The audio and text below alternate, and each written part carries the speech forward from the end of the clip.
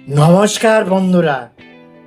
আজকাল চারদিকের সমাজ, রাজনীতি আর অর্থনীতির যা অবস্থা, তাতে একা মাথা ঠিক রাখা মুশকিল, বিশেষত এই বৃদ্ধ বয়স। তাই আমি একজন মেন্টার বা একজন গাইড খুঁজছিলাম, এমন কেউ যে এই কঠিন সিস্টেমে টিকে থাকার আর্ট অফ লিভিং বা বেঁচে থাকার শিল্পটা ভালো বোঝে এবং সমসাময়িক রাজনৈতিক বিষয় আমাকে গাইড করতে পারবে। হঠাৎ মনে পড়ল, ইদানিং আমাদের দেশে কিছু মানি গুণী উচ্চপদস্থ কর্মকর্তা বা ভিআইপিরা আন্দোলনকারী ছাত্র এবং সাধারণ মানুষকে ভালোবেসে একটা বিশেষ নামে ডাকছে, ককরোচ বা আরশোলা। ব্যাস, আমি আমার ফিলোসফার পেয়ে গেলাম। আলাপ করুন। ইনি হলেন আমার নূতন বন্ধু, ফিলোসফার এবং গাইড শ্রীযুক্ত আরশোলাজি।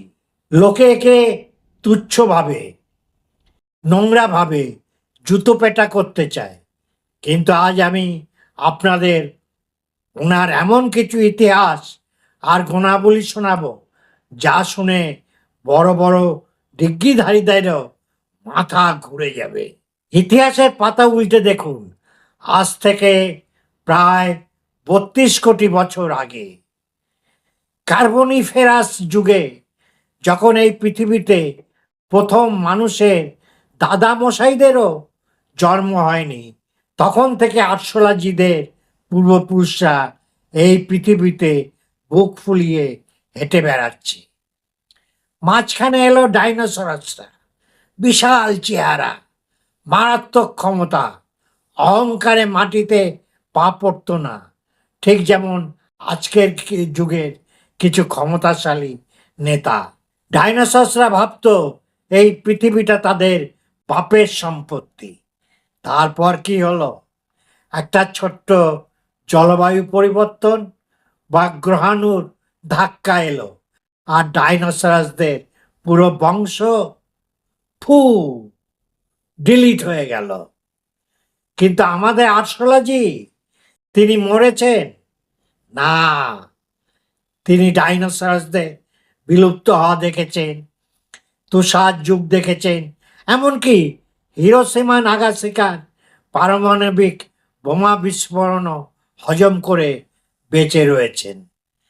ডাইনোসরসরা যা পারেনি, আরশোলাজি তা করে দেখিয়েছে। একেই বলে রিয়েল ইন্টেলিজেন্স।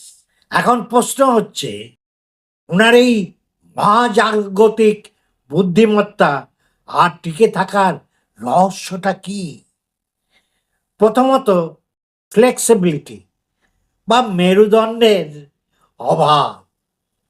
আরশোলাজির শরীর এতটাই ফ্লেক্সিবল, প্রায় মেরুদণ্ড নেই বললেই হয়। যে কোনো সরু ফাটল, ড্রেন বা অন্ধকারের মধ্যে তিনি নিজেকে খাপ খাইয়ে নিতে পারেন।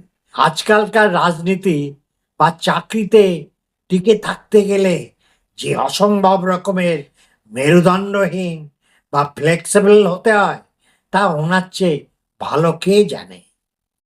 দ্বিতীয়ত, ডায়েট কন্ট্রোল।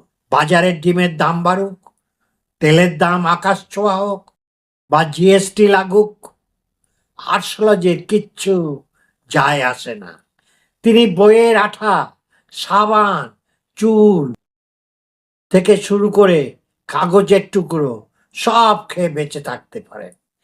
দেশের সাধারণ মানুষকে যেভাবে সব কিছুর দাম বাড়িয়ে না খাইয়ে রাখার চেষ্টা চলছে, তাতে আরশোলাজির এই অনাহারে বাঁচার আর্ট আমাদের এখনই শেখা উচিত।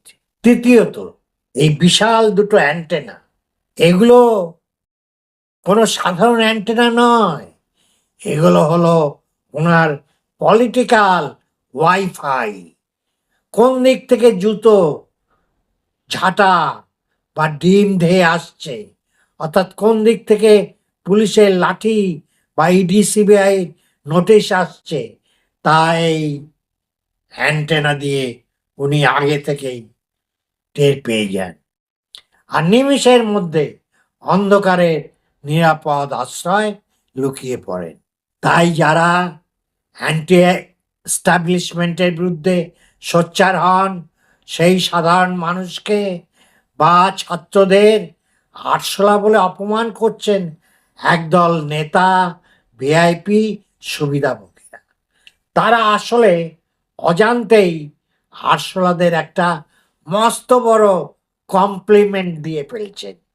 আরশোলা মানেই হলো, আপনি তাকে যতই মারার চেষ্টা করুন, রেড হিটে স্প্রে করুন, জুতো মারুন, সে ঠিক বেঁচে ফিরবে। আরশোলা কখনো ফুরিয়ে যায় না। সিস্টেমের সমস্ত নোংরা আবর্জনা পরিষ্কার করার জন্য এই আরশোলাজিরাই কিন্তু ড্রেনের ভিতর আসল কাজটা করে। তাই তো আরশোলাজি।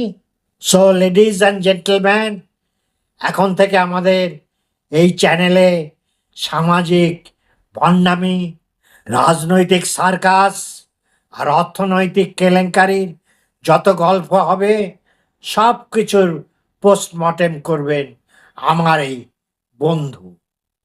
কারণ মানুষের চোখ এড়ালেও দেয়ালের কোণে বসে থাকা আরশোলার চোখ কিন্তু এড়ায় না। আরশোলাজি, আমার বন্ধুদের একটু স্বাগত জানিয়ে দিন। হাই। তাহলে আরশোলজির সাথে আপনাদের ইন্ট্রোডিউস করিয়ে দিলাম। আজকের মতো এখানেই শেষ করছি। আরশোলজির বুদ্ধিমত্তা আপনাদের কেমন লাগলো কমেন্ট করে জানাবেন। দেখা হচ্ছে পরের এপিসোডে, যেখানে আরশোলজি নতুন কোনো বিষয় আলোকপাত করবেন। আজকের মতো এখানেই শেষ করছি। সাবধানে পা ফেলুন, কারণ আপনার আশেপাশেও কিন্তু অনেক আরশোলা ঘুরে বেড়াচ্ছে।